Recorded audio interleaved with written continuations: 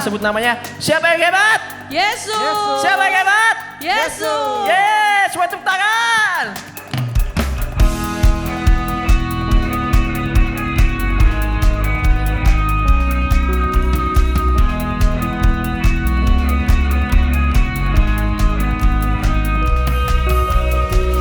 Yesus, kaulah jalan kebenaran kehidupan. Di dalam namamu kami kan beroleh selamat.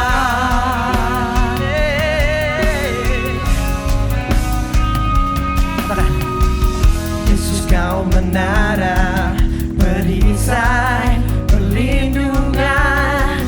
Dengan kekuatanmu kami kan mengalahkan musuh.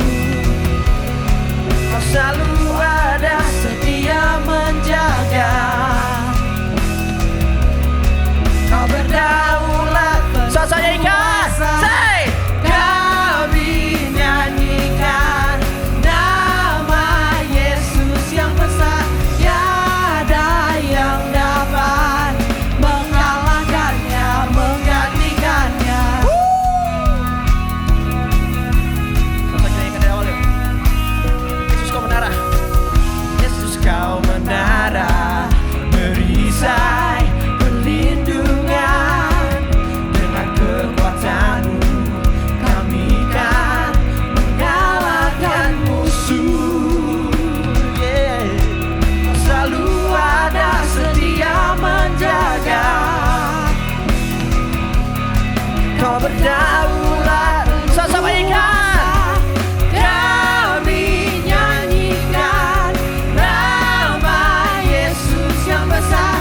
Tiada yang dapat mengalahkannya, menggantikannya. Kami saksikan kuasa Yesus yang hebat. Tiada yang dapat mengalahkannya, menggantikannya. Tepuk tangan di atas kepala yuk.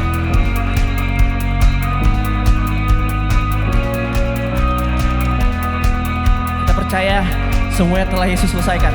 Amin. Sama-sama ikan. Semua telah kau ambil alih, semua telah kau selesaikan. Kau melakukannya bagi kami, Tuhan. Semua telah kau ambil alih, semua telah kau selesaikan. Kau melakukannya bagi kami, Tuhan. Semua telah kau ambil alih, semua telah kau selesaikan. Kau melakukannya bagi kami, Tuhan. Sekali lagi ya, terakhir aja semuanya. Semua telah kau ambil alih, semua telah kau selesaikan. Kau melakukannya bagi kami, Tuhan. Musik memuji Tuhan.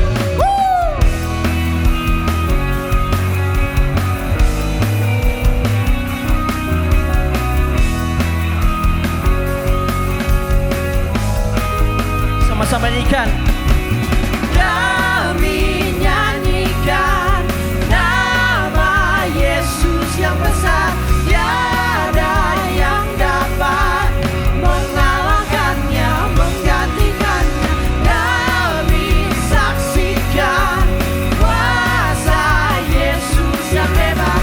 Tiada yang dapat mengalahkannya, menggantikannya. Oke, berikan tepuk tangan untuk Tuhan kita.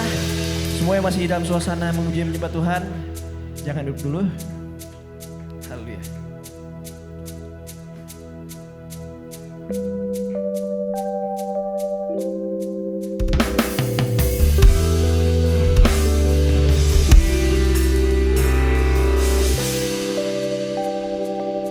Come on, everybody, lift your hands and sing this song.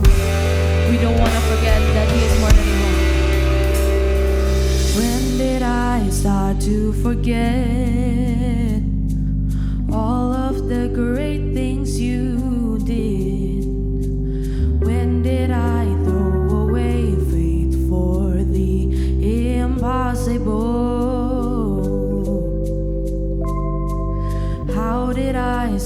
to believe that you weren't sufficient for me. Why do I talk myself out of seeing miracles? Singing you are more than able. You are more than able.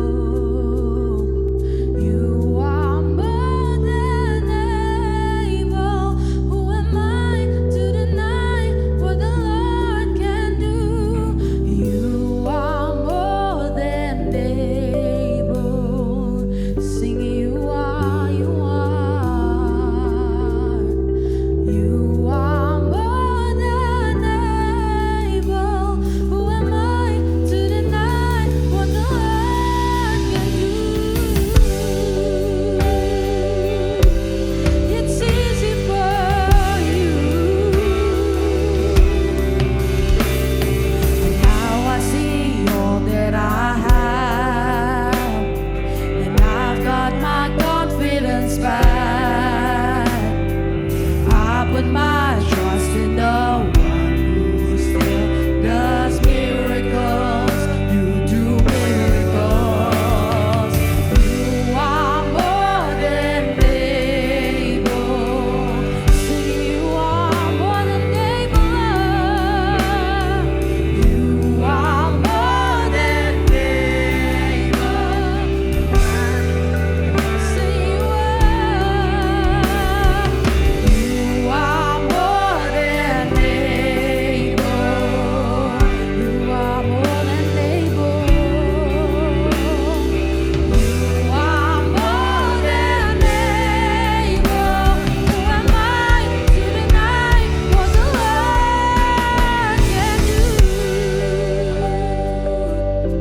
do? Come on, everybody, lift your hands. We believe that He is more than able.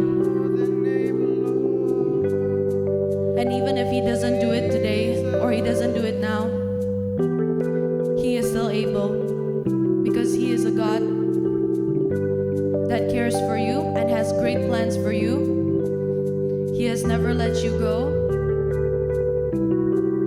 and He can do anything at any time He wants, because it is already a part of His plan. You are a part of God's plan. Come on, lift your hands and say, thank you, Jesus. Sing, I need you, Jesus. Sing, you are more than able. And even if you don't do it now, Lord, I want to trust you. I want to trust your timing, because you are always on time. Come on, lift your hands and sing to Him. I need you, Lord. I need you, Lord. I know you are more than able. I know that you are faithful. I know that you're a loving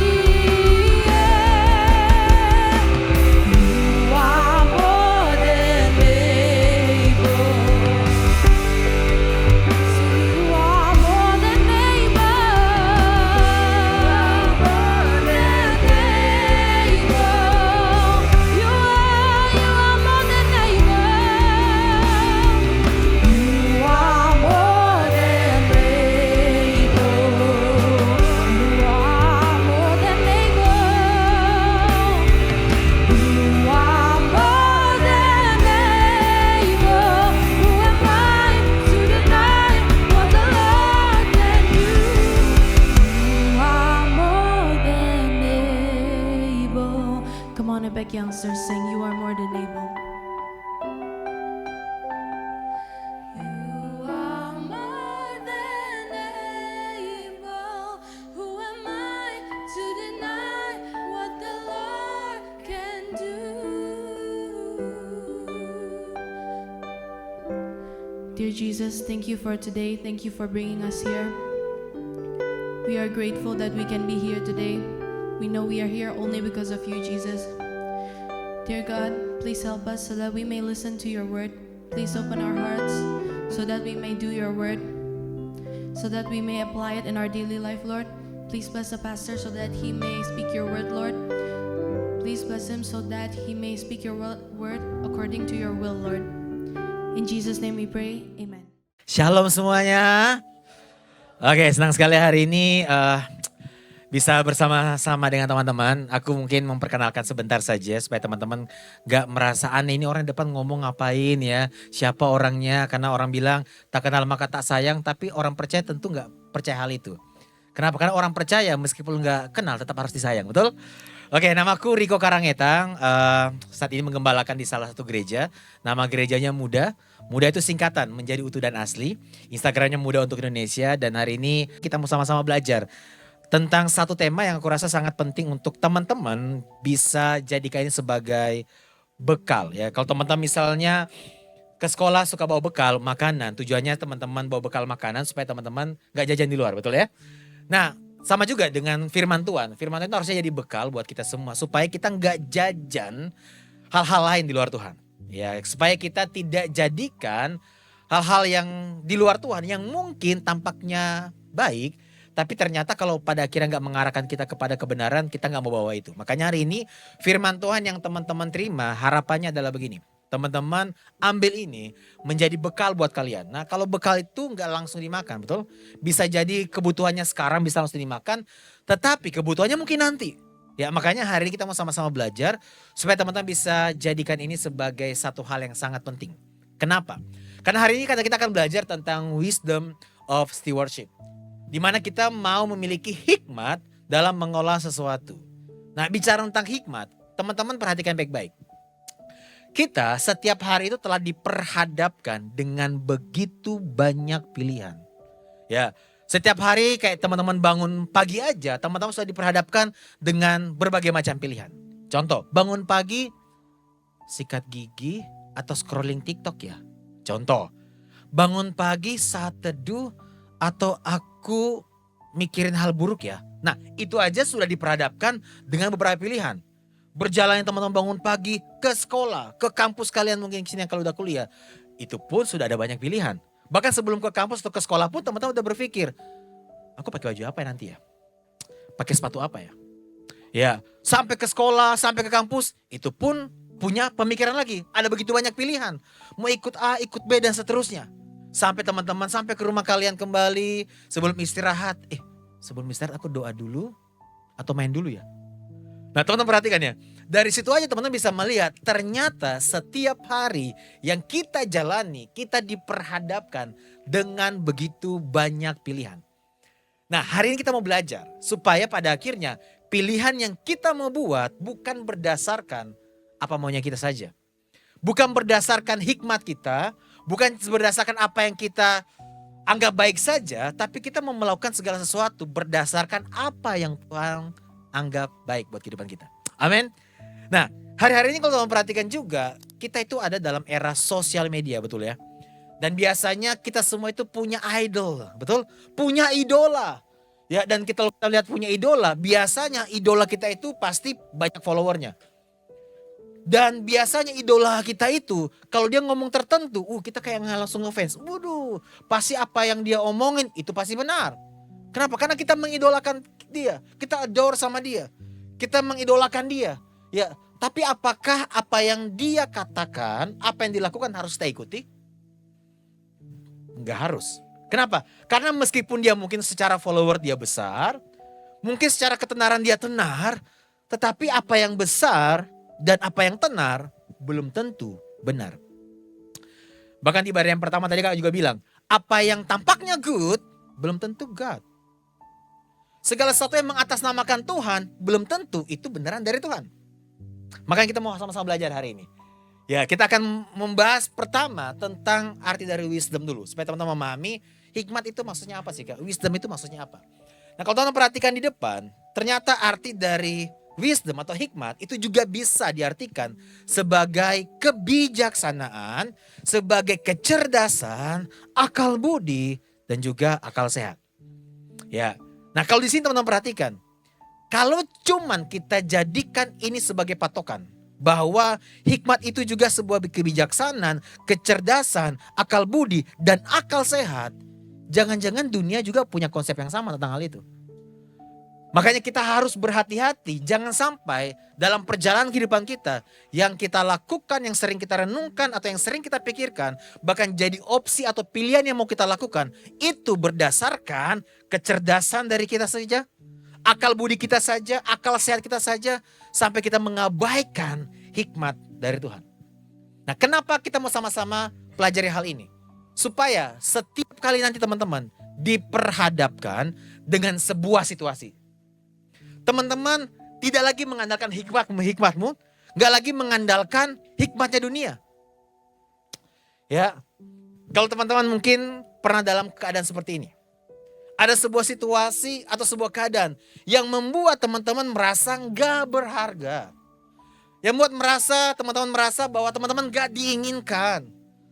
Teman-teman merasa teman-teman tidak ada yang peduli. Atau mungkin teman-teman lagi bingung untuk membuat sebuah pilihan. Overthinking jadinya. Atau mungkin teman-teman merasa gak punya masa depan. Tapi kan Kak, sekarang kan enak. Ada papa mama. Papa mama provide aku ke depannya. Puji Tuhan dengan hal itu. Kalau saat ini masih ada orang tua yang sama kalian, ya masih provide kalian, puji Tuhan akan hal itu. Sekali lagi seperti kakak bilang di awal, ini jadikan bekal. Kita gak pernah tahu ke depannya akan terjadi seperti apa. Yang kita harapkan itu baik-baik, amin. Tetapi ketika ada hal di luar kendali kita itu terjadi, teman-teman sudah punya bekal ini. Dan kalau sudah ada bekal ini, apa yang perlu teman-teman lakukan? Makan bekalnya. Makan firmannya. Amin. Nah, kalau dalam keadaan situasi seperti ini saja, dari 3 hal ini saja, kalau kita cuma mau andalkan hikmat kita atau hikmat dunia, bisa jadi pilihan yang teman-teman akan lakukan adalah ini. Kayaknya supaya aku berharga, supaya aku diinginkan, kayaknya aku perlu main TikTok deh atau main sosmed deh. Karena aku merasa berharga ketika followerku banyak. Semakin banyak likes, semakin aku merasa aku disukai. Semakin banyak yang love postinganku, semakin aku merasa bahwa aku diinginkan. Apakah demikian? Atau mungkin kalau teman-teman lagi bingung, ya lagi overthinking, capek, pikirannya mungkin lagi pusing, kenapa? Aduh mumet banget Kak, udah ada masalah keluarga, masalah sekolah, pusing banget. Teman-teman pada akhirnya mulai ikuti kata hatimu. Apalagi dunia kan sering ngajar ini kan, follow your heart. Apakah demikian? Kita harus ikuti kata hati kita? Atau mungkin teman-teman ketika lagi mentok nanti, teman-teman merasa kayak gak punya masa depan. Orang tua yang selama ini mungkin aku gantungkan kekuatanku, harapanku kepada dia. Suatu saat mungkin bisnisnya bisa tidak seperti yang kita harapkan. Dan teman-teman akhirnya mulai merasa bahwa aku gak punya masa depan Kak. Dan akhirnya apa yang teman-teman lakukan? Kayaknya perlu usahaku yang lebih keras dengan usahaku saja untuk aku sukses. Termasuk dengan sikut kanan, sikut kiri. Yang penting aku sukses karena aku mau punya masa depan. Dengan cara apapun aku mau lakukan itu supaya aku sukses. Cara yang tidak benar pun kita lakukan demi kita sukses. Apakah hikmat ini yang harus ada dalam pikiran kita? Nah, mari kita lihat apa yang Alkitab katakan tentang wisdom atau tentang hikmat. Yang pertama, Alkitab mengatakan bahwa wisdom atau hikmat ini adalah sumbernya bukan di kita, di manusia. Tapi Alkitab mengatakan Tuhan sebagai sumber hikmat. Artinya begini, perhatikan baik-baik. Situasi dalam perjalanan kehidupan kita pasti akan membawa kita ke sebuah state berpikir. Kita akan overthinking, kita akan capek. Kenapa? Kita akan mungkin kehilangan arah. Kenapa? Karena kita bukan sumber hikmat, kita terbatas. Makanya bersyukur kalau teman-teman ada saat ini beribadah, teman-teman ikut orang tua kalian, ikut beribadah di tempat ini. Ini adalah bentuk pertolongan Tuhan buat teman-teman semua. Supaya apa? Supaya suatu saat ketika teman-teman mengalami titik menyerah, Teman-teman tahu waktu aku menyerah, aku mau berserah. Bahkan sebelum aku menyerah pun, gaya hidup berserah aku mau lakukan setiap hari dalam kehidupanku. Kenapa? Aku bukan sumber hikmat. Orang-orang sekitarku itu bukan sumber hikmat. Tuhanlah sumber hikmatnya. Teman-teman bisa buka Alkitabnya, bisa dimasukkan di catatan untuk kalian baca sama-sama. Aku juga udah siapkan di depan, tapi aku berharap teman-teman juga buka. Ya, dalam Kolose 2 ayat yang ketiga dikatakan begini. Sebab di dalam dialah tersembunyi segala harta hikmat dan pengetahuan. Ya, kakak mau ajak teman-teman untuk baca bersama ya. Kolose 2 ayat yang ketiga. Teman-teman buka di handphonenya masing-masing dan juga buka di Alkitabnya masing-masing. Oke, kita baca sama-sama ya. Kolose 2 ayat yang ketiga. 1, 2, 3. Sebab di dalam dialah tersembunyi segala harta, hikmat, dan pengetahuan. Artinya apa? Tuhanlah sumber hikmat itu. Bahkan kalau teman-teman lagi mengalami kementokan, ya gak punya arah, bingung harus mikir apa. Alkitab kembali lagi memberikan solusinya. Kita buka sama-sama Yakobus 1 ayat yang kelima. Buka di handphonenya masing-masing, buka di Alkitabnya masing-masing. Yakobus pasal yang pertama, ayat yang kelima. Ya. Oke, kita baca sama-sama. 1, 2, 3. Tetapi apabila di antara kamu ada yang apa? Kekurangan hikmat, hendaklah ia yang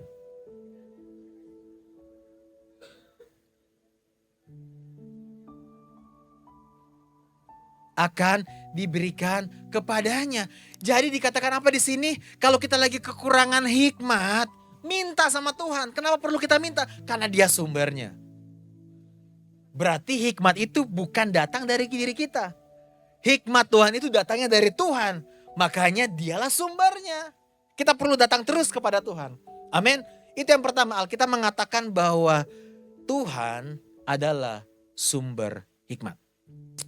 Yang kedua, Alkitab juga mengajarkan kepada kita semua bahwa takut akan Tuhan adalah apa? Permulaan hikmat. Kita baca Alkitab lagi ya.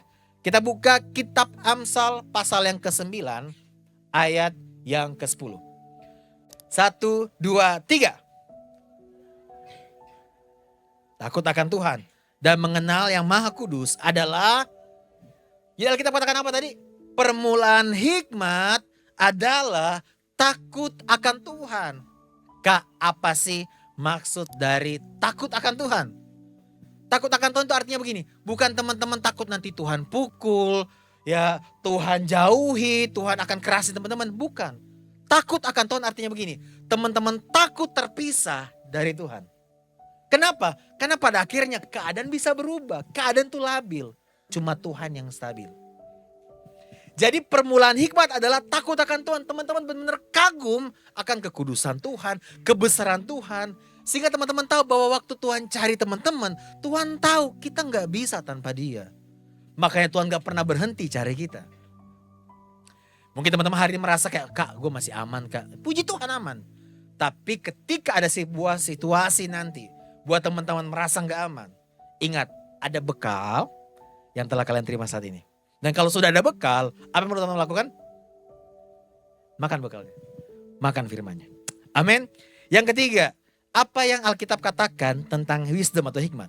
Alkitab mengatakan bahwa Kristus sebagai hikmat yang sejati. Ya, kakak bacakan buat teman-teman semua dalam 1 Korintus 1 ayat yang ke-24 dan juga ayat yang ke-30. Ya, dikatakan begini, tetapi untuk mereka yang dipanggil baik orang Yahudi maupun orang Yunani, Kristus adalah apa? Kekuatan Allah dan juga hikmat Allah. Ayat ke-30. Tetapi oleh Dia kamu berada dalam Kristus Yesus yang oleh Allah telah menjadi hikmat bagi kita. Ia membenarkan dan menguduskan dan juga menebus kita. Apa maksudnya? Kristus sebagai hikmat yang sejati. Apa maksud dari ini teman-teman? Tahu gak sih teman-teman? Terkadang ya kita itu berpikir Tuhan tidak ada. Tuhan itu nggak real. Karena mungkin kita merasa kalau orang tua kita bisa genggam. Kita bisa pegang. Ya, kalau teman kita bisa kita rasakan kehadirannya. Tapi Tuhan bagaimana? Ya, teman-teman kalau lagi merasakan begitu, bukan berarti Tuhan tidak ada. Ya, kita dikatakan sebagai orang percaya, bukan orang perasa. Kalau orang perasa, faktornya adalah yang kita rasa. Lagi menyembah Tuhan, kayaknya Tuhan gak hadir deh. Gue gak ngerasa, bulu kuduk gue gak merinding. Kalau cuma ukurannya bulu kuduk merinding, setan bisa buat kita itu. Kita dikatakan orang percaya, artinya Tuhan hadir bukan karena kita rasa. Tuhan hadir karena cintanya kepada kita. Dan kita percaya kehadirannya ada dalam kehidupan kita. Teman-teman diberkati tadi oleh tim PW tadi diberkati? Agak sangat diberkati. Tahu gak sih teman-teman sebelum kita menyembah Tuhan tadi, apakah Tuhan sudah ada? Atau Tuhan baru ada waktu tim PW tadi naik? Tuhan sudah ada. Bukan karena tim PW suaranya luar biasa menyanyikan lagu pujian dan penyembahan. Tim musiknya juga keren-keren. Tuhan hadir bukan karena itu. Tuhan hadir karena cintanya kepada kita. Makanya respon kita terhadap kasih Tuhan adalah kita sadar dia gak pernah tinggalkan kita. Kita sadar dia selalu menyertai kita. Itu kenapa? Waktu teman-teman lagi kebingungan. Teman-teman perhatikan 2000 tahun yang lalu. Ada seorang pribadi di atas kayu salib. Dia mati untuk kita. Dialah hikmat yang sejati. Artinya apa sih Kak? Kita hari ini berkumpul dengan latar belakang usia yang berbeda-beda, betul? Ada yang Gen Y, ya, ada yang Gen Z, ada Gen Alpha di sini, ya. Aku ya ada Gen Alpha ya, ya. Oh, Alpha banget bro, alfabet kayaknya bro ya. Ya, kita dengan berbagai macam tahun kelahiran. Tapi tahu gak sih teman-teman? Kita semua sebenarnya punya starting point yang sama. Starting pointnya di mana? Di atas kayu salib. Disinilah starting point kita. Disinilah kita menerima keselamatan kita. Bukan karena kehebatan kita, bukan karena pelayanan kita. Semua karena anugerah. Disinilah kita menemukan status identitas kita sebagai anak Allah yang sangat dicintainya. Bahkan Tuhan katakan kita menjadi ciptaan yang baru. Kita ini bukan ciptaan yang lama dimodifikasi. Kita ciptaan baru yang telah dilahirkan kembali. Kita bukan kayak handphone rusak, ke satu mall diperbaiki. Kita enggak kayak gitu. Kita benar-benar dilahirkan kembali di atas kayu salib. Nah, starting point kita itu di sana. Makanya setiap kali teman-teman mungkin lagi capek, merasa enggak berharga, teman-teman ingat. Keberhargaan itu teman-teman telah terima di atas kayu salib.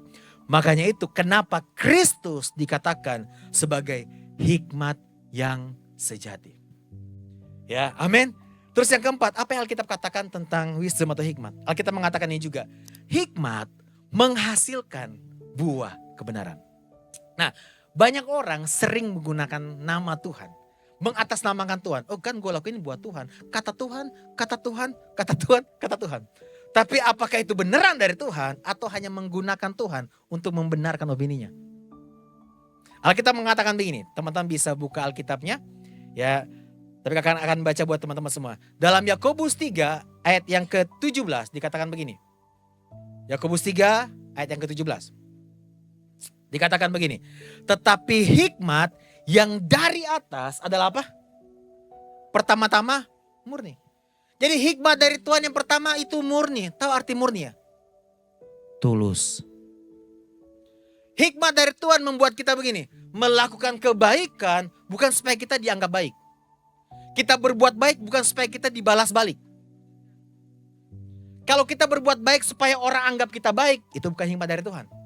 Kalau kita berbuat baik tujuannya supaya nanti kita dibalas balik, itu bukan hikmat dari Tuhan. Kan sering terjadi seperti itu ya. Kan gue udah sering nemenin lu, kok lu gak nemenin gue? Nah, kan gue udah kasih ini sama lu, kok lu gak balik kasih itu ke gue? Sih. Berarti ternyata perbuatan yang tampaknya good, ternyata belum tentu God. Yang tampaknya baik ternyata belum tentu benar. Kenapa? Kita lakukan dengan tujuan untuk diri kita, bukan untuk Tuhan. Makanya hikmat dari Tuhan yang pertama-tama itu adalah murni. Melayani tulus ya. Ya, teman-teman gak diapresiasi ya gak apa-apa. Kenapa?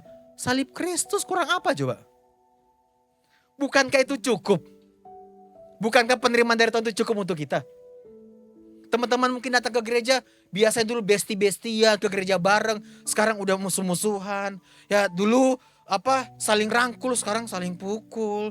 Dulu saling sayang, sekarang saling saing. Udah mulai beda. Ya, teman-teman merasa bahwa tuh kan, dulu sama gue sekarang udah gak lagi sama gue. Dulunya kita pikir kita berteman dengan motivasi baik. Ternyata semuanya tentang kita. Makanya hikmat dari Tuhan pertama-tama itu apa? Murni, tulus. Yang kedua dikatakan begini, selanjutnya hikmat yang dari Tuhan itu artinya begini. Ada buah pendamai.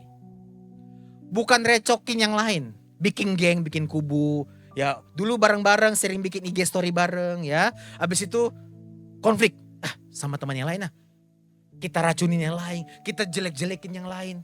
Yang harusnya kita jadi pendamai, malah jadi perusuh. Itu berarti kita bukan hidup dengan hikmatnya Tuhan. Kita masih menggunakan hikmatnya kita. Kenapa? Kita belum jadi pendamai. Selanjutnya dikatakan apa di sini? Hikmat dari atas, hikmat dari Tuhan itu apa? Peramah, bukan apa? Pemarah. Ya, mengatasnamakan Tuhan sih. Kamu kenapa gak pelayan? Bukan hikmat dari Tuhan ini. Kan bisa ngomong baik-baik. Kalau hikmat dari Tuhan, kita akan sampaikan apa yang baik dengan cara lebih baik juga. Kamu kenapa tadi telat deh? Oh gitu, apa yang bisa kakak bantu? Kan enak. Kalau bisa disampaikan dengan ramah, kenapa harus dengan marah? Makanya hikmat dari Tuhan. Yang selanjutnya adalah buahnya kelihatan apa? Dia peramah. Gak dikit-dikit marah-marah ya. Sini gak ada kayak gitu ya. Sini ya kakak lihat mukanya ramah-ramah semua. Betul? Lihat kanan kirinya bilang, ih kamu ramah banget ya. Kamu ramah banget ya. Terus selanjutnya, hikmat yang dari atas, ini indikatornya. Penurut. Benar-benar dia punya hati yang mau nurut sama Tuhan. Meskipun mungkin orang sakitin dia mau turuti Tuhan bukan manusia. Mungkin seakan-akan dia mau ke gereja jadi berat. Kenapa? Aduh aku gak suka lagi ke gereja. Kenapa? Ada dia sih. Tapi firman Tuhan. Cari Tuhan bukan cari manusia. Aku ke gereja mau nurut sama Tuhan. Bukan sama manusia. Jadi hikmat dari Tuhan. Indikatornya adalah penurut. Selanjutnya. Hikmat yang dari atas. Yang dari Tuhan. Penuh belas kasihan. Artinya apa? Teman-teman punya empati ke orang lain. Teman-teman lihat orang lain dibully, teman-teman gak tambahin bully. Kenapa? Teman-teman tahu, ini orang sama kayak kita. Kristus mati untuk kita semua. Kenapa kamu bully dia? Kalau kamu bully dia, berarti kamu lagi bully penciptanya. Kan yang tersakiti ketika kita menyakiti orang dengan perkataan kita, merendahkan mereka. Yang tersakiti sebenarnya bukan ciptanya saja, tetapi penciptanya. Contoh misalnya ada lukisan, seorang pelukis melukis lukisan itu. Kemudian teman-teman datang. Ih jelek lukisannya. Ih kureng. Ih parah banget lukisannya. Parah. Teman-teman ngatain lukisannya. Kira-kira yang tersakiti lukisannya atau pelukisnya? Itu yang terjadi ketika kita gak punya belas kasihan ke orang lain. Kita bully mereka, kita merendahkan mereka. Ya. Kita sedang merendahkan dan membuli, menyakiti pribadi yang telah menciptakan dia. Amin. Selanjutnya, hikmat yang dari atas apa? Muncul buah-buah yang baik. Selanjutnya, dia juga tidak memihak. Ya walaupun ada geng-geng yang saling berkubu, dia mengasihi semuanya. Dia enggak memihak satu yang lain. Dia berdiri atas nama kebenaran. Bukan geng A, geng B. Dia enggak memihak. Itulah hikmat dari Tuhan. Kenapa? Sekali lagi pendamai. Ya. Terus yang terakhir, hikmat yang dari atas. Ini indikatornya. Tidak munafik. Tahu yang munafik ya? Pakai topeng, manipulasi. Di gereja tampak glowing banget, rohani banget. Tapi hidupnya enggak growing. Hidupnya tampak wah, tapi enggak berbuah. Teman-teman gini, teman-teman mungkin gak terlihat wah di sini gak apa-apa, tapi hidupmu pasti akan berbuah. Teman-teman mungkin gak tampak glowing, tersinar oleh lighting-lighting gini, tapi pastikan hidupmu growing dalam Tuhan. Kita bisa manipulasi manusia, tapi ini perhatikan baik-baik, kita gak bisa manipulasi Tuhan. Capek pakai topeng. Capek hidup dalam kepalsuan.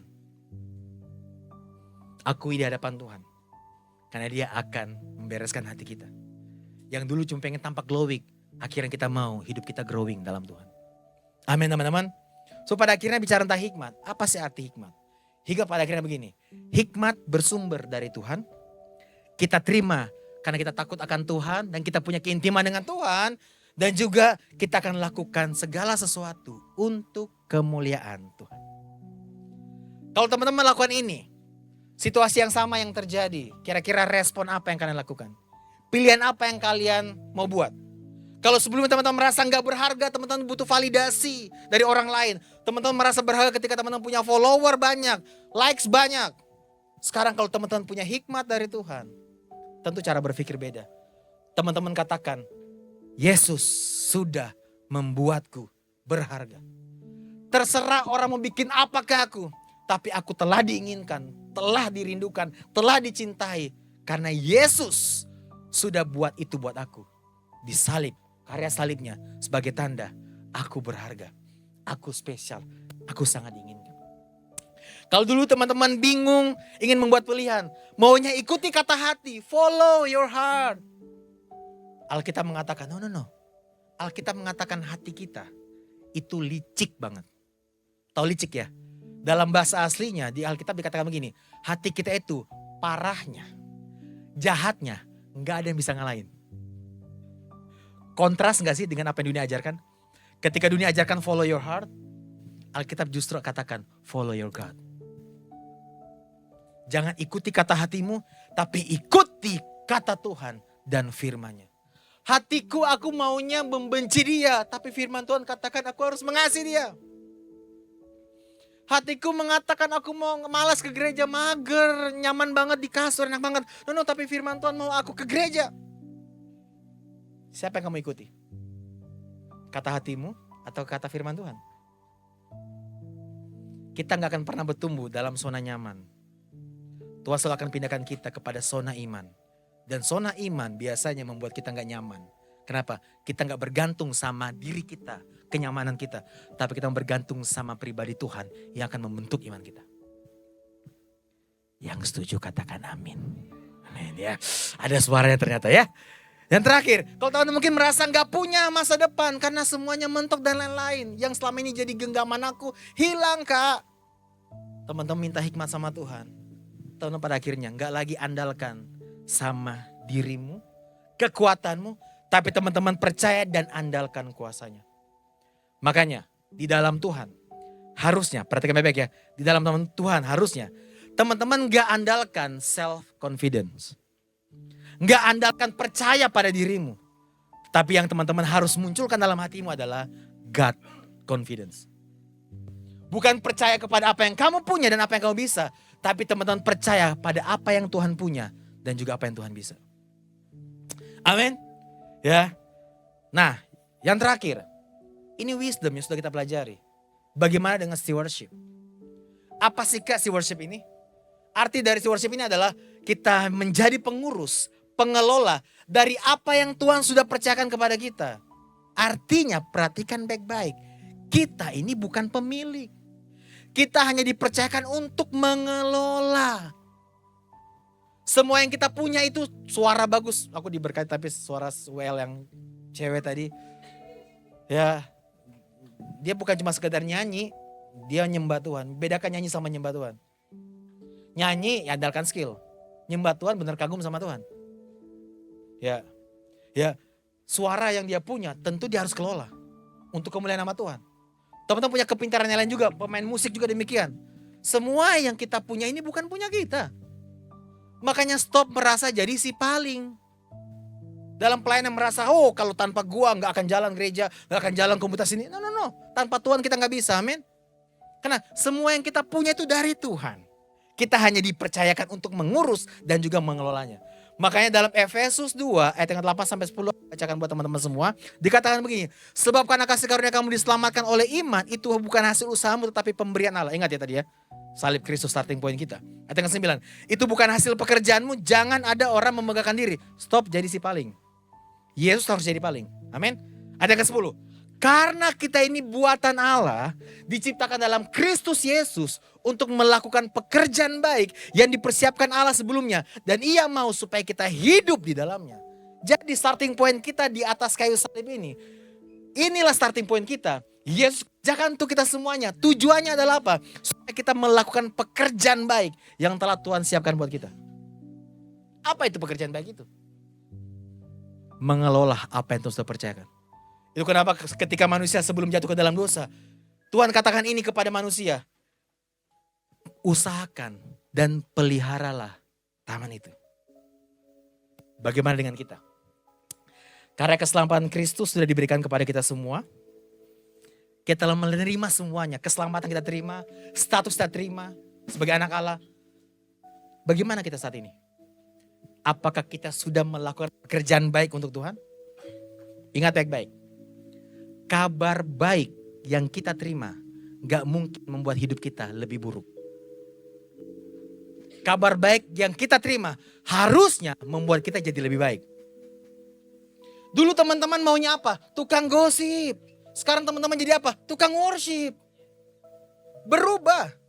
Kenapa? Kebenaran yang kita terima, kabar baik ini harusnya merubah dari dalam keluar. Bukan cuma sekedar teman-teman menambah informasi, tapi terjadi transformasi di hati kita. Terjadi perubahan. So, perhatikan ini. Kalau semua adalah milik Tuhan dan kita dipercaya untuk mengelolanya, kelola dengan baik apa talentamu. Apapun itu. Kelola dengan baik waktumu. Jangan sibuk scrolling TikTok saja. Seharian scrolling terus main game terus. Lupa hari ini harusnya Tuhan percaya kita melakukan banyak hal. Waktu mungkin teman-teman bisa gunakan untuk apa? Belajar. Scrolling firman Tuhan, baca firman Tuhan. Sama papa mama kalian peluk. Tapi kan papa mama gak punya waktu. Bagaimana kalau misalnya itu terjadi supaya kamu memberikan waktumu untuk dia? Untuk papa dan mama. Ma, I miss you. Pa, I miss you. Pengen nih kayak dulu lagi pa, jalan bareng. Bisa jadi itu terjadi. Uang saku juga. Jangan jajan sembarangan. Jangan beli-beli sembarangan. Kelola dengan baik. Kesehatanmu juga. Kelola dengan baik. Termasuk perhatikan baik-baik. Pergaulanmu. Teman-teman, aku kasih pesan buat kalian sebagai orang yang kebetulan lahir lebih dulu. Ya, kalau dalam bahasa kasarnya yang tua ini, mau kasih tahu ke teman-teman semua. Teman-teman perhatikan dengan siapa kamu akan bergaul nanti. Karena itu akan menentukan arah hidupmu. Menentukan pasangan pun demikian. Yang membuat kita nyaman belum tentu membuat kita aman. Yang membuat kita nyaman belum tentu membuat kita bertumbuh dalam iman. Makanya teman-teman perhatikan pergaulanmu. Kalau teman-teman tahu itu pergaulan yang buruk, keluar, gak apa-apa. Tapi kan nanti aku dijauhi. Ya gak apa-apa dijauhi demi sebuah kebenaran. Kalau kamu dijauhi untuk membuat kamu bertumbuh dalam Tuhan, lakukan itu gak apa-apa.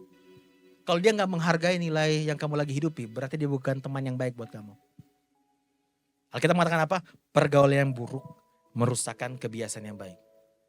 Kita saat ini lagi berproses semua, amin. Kalau kita masih banyak buruknya, cari pergaulan yang baik untuk merubah kebiasaan yang buruk itu.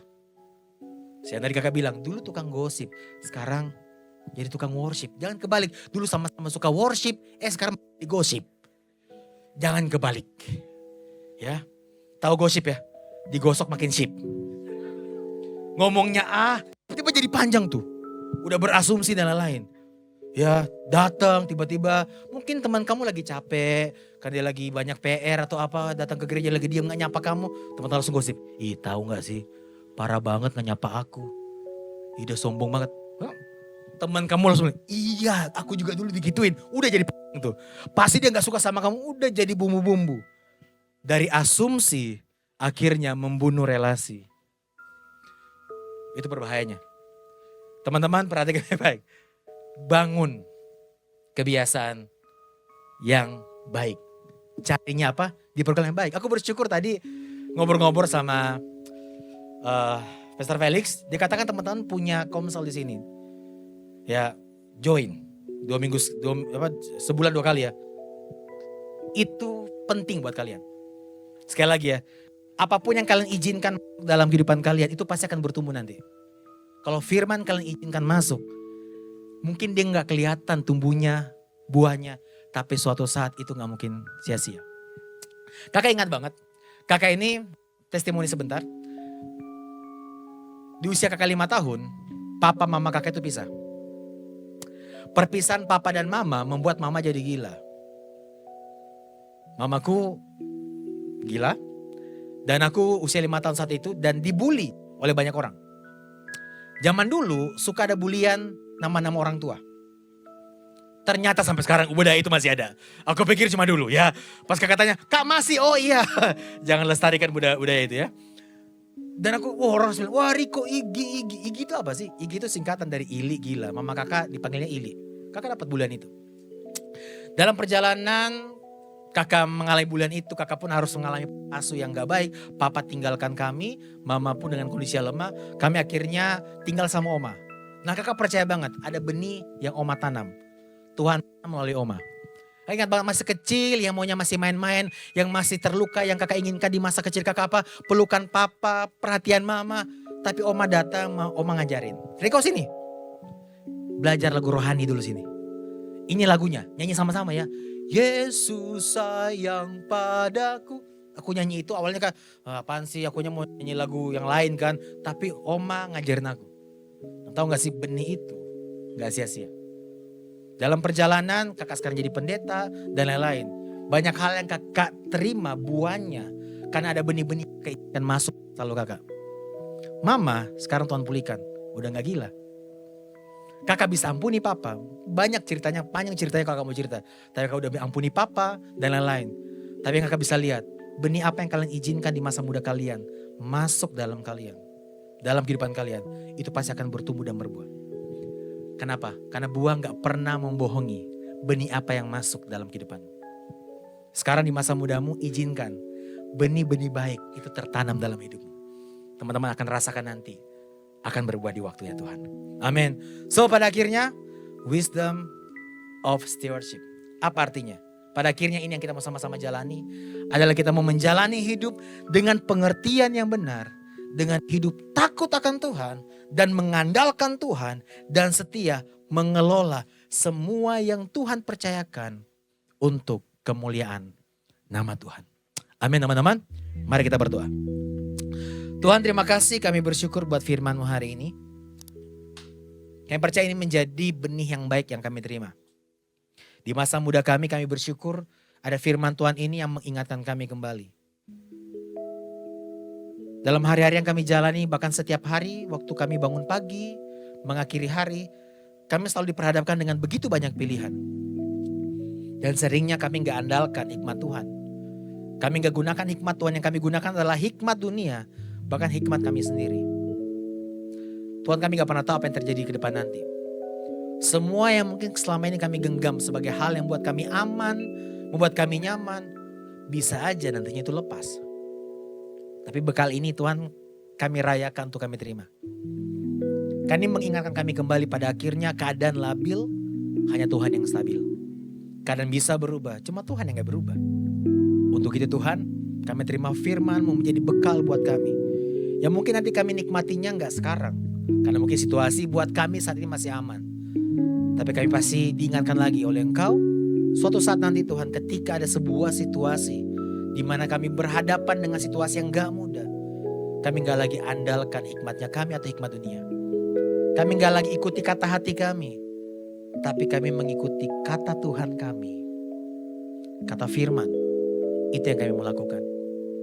Terima kasih Tuhan kami bersyukur. Kalau Tuhan menemukan kami. Tuhan merengkuh kami, meraih kami hari ini. Buat kami sadar benar Tuhan. Kami sangat memerlukan Tuhan. Orang-orang bisa mengecewakan kami, meninggalkan kami. Tapi Engkau Tuhan yang gak pernah tinggalkan kami.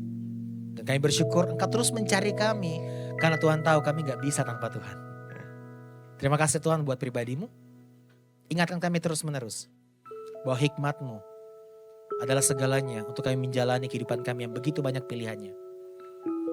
Dan bersyukur juga untuk setiap yang sudah Tuhan percayakan kepada setiap kami. Semua ini Tuhan percayakan. Kami gak jadi pemilik atas semua ini. Orang tua kami sayang banget sama mereka.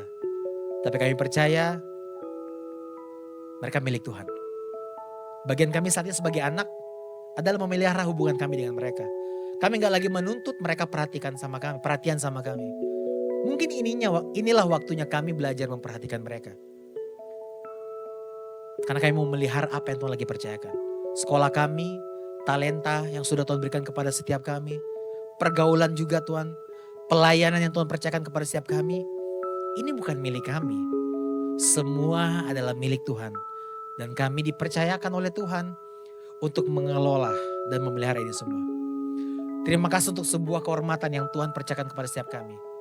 Kami mau maksimalkan, mengelola semuanya ini tentu dengan hikmatnya Tuhan, bukan hikmatnya kami. Terima kasih Tuhan buat firman-Mu hari ini. Biarlah kebenaran firman Tuhan ini terus tertanam, berakar, bertumbuh dan berbuah untuk kemuliaan nama Tuhan. Dalam nama Tuhan Yesus kami berdoa dan juga mengucap syukur kepadamu. Haleluya. Amin. Bagi saudara-saudara yang diberkati Impact Community Indonesia dan ingin memberikan persembahan atau donasi, dapat disalurkan ke rekening Bank Gereja Impact Community Indonesia dan Yayasan Tangan Pengharapan, serta QR Code BCA Mobile, GoPay, OVO, Dana, Shopee, dan link aja. Ibadah Impact Community Indonesia menjadi 5 sesi. Ibadah jam 8 pagi, jam 10, jam 12 siang, jam 3 sore, dan jam 5 sore. Seluruh ibadah berlangsung on-site di Mall of Indonesia, lantai P3, Kelapa Gading, Jakarta Utara. Bagi jemaat yang ingin mengikuti secara online, ibadah live streaming dapat diikuti pada pukul 10 pagi waktu Indonesia Barat di YouTube Impact Community Indonesia. Mari bersama-sama untuk datang dan mengikuti 60 Minute Worship secara on-site setiap Rabu malam, pukul 19.30 waktu Indonesia Barat. Langsung di Gereja Impact Community Indonesia, Mall of Indonesia lantai P3. Mari bawa keluarga dan ajak orang-orang yang Anda kasihi. Impact Community Indonesia Friday Service. Ibadah setiap hari Jumat yang ditayangkan secara online pukul 19 waktu Indonesia Barat. Ibadah Saturday Service. Ibadah Sabtu Impact Community Indonesia ditayangkan online setiap Sabtu pukul 19 waktu Indonesia Barat di YouTube Impact Community Indonesia. Setiap ibadah online Impact Community Indonesia sudah tersedia subtitle dalam bahasa Indonesia, bahasa Inggris, dan Mandarin. Anda dapat mengaktifkan dengan klik tombol CC atau closed caption pada layar Anda. Spesial bagi kaum muda, ibadah Impact Youth pukul 17 waktu Indonesia Barat di Mall of Indonesia lantai P3. Bagi jemaat di luar kota Jakarta dapat menyaksikan ibadah youth secara online di YouTube Impact Community Indonesia. Bagi Anda yang ingin tahu lebih banyak tentang firman Tuhan, dapat bergabung dalam Bible Study Impact Community Indonesia melalui virtual setiap 2 minggu sekali pada hari Sabtu, pukul 9 pagi waktu Indonesia Barat. Pendaftaran ini gratis dan dapat dilakukan dengan mengisi form registrasi melalui scan QR Code atau dapat menghubungi nomor yang tertera di layar Anda. Saksikan Menabur Cinta untuk Indonesia setiap Sabtu jam 11 waktu Indonesia Barat di YouTube Tangan Pengharapan. Ikuti Daily Devotion setiap hari Senin sampai dengan Jumat jam 6 pagi waktu Indonesia Barat di YouTube Henny Kristianus serta pukul 7 pagi waktu Indonesia Barat di YouTube Yohanes Kristianus. Impact Community Indonesia memiliki sebuah komunitas untuk kita bertumbuh bersama. Bagi Bapak Ibu Saudara yang ingin bergabung di Komsel Impact Community Indonesia, dapat mengisi link form pendaftaran di bawah ini. Bagi Anda yang rindu menjadi jemaat Impact Community Indonesia, dapat mengisi Google Form atau scan QR Code di layar Anda. Saudara dapat mengirimkan permohonan pelayanan doa dan konseling, atau jika Anda memiliki doa yang terjawab, serta kesaksian atas jawaban doa Anda melalui Google Form, WhatsApp, atau email impactcommunity.id@gmail.com. Bagi Anda yang rindu untuk dibaptis, Anda dapat mendaftarkan diri Anda dengan scan QR Code yang ada di layar kaca atau menghubungi kami di 0811 9777 745. Tangan Pengharapan memproduksi merchandise Positive by YTP dan batik Tangan Pengharapan untuk menolong pendidikan anak-anak pedalaman Indonesia. Pembelian dapat dilakukan di online store Tangan Pengharapan, di Tokopedia, Shopee, dan WhatsApp merchandise Tangan Pengharapan di 0813 1100 5568. Temukan dan ikuti media sosial kami di YouTube dan Instagram Impact Community Indonesia.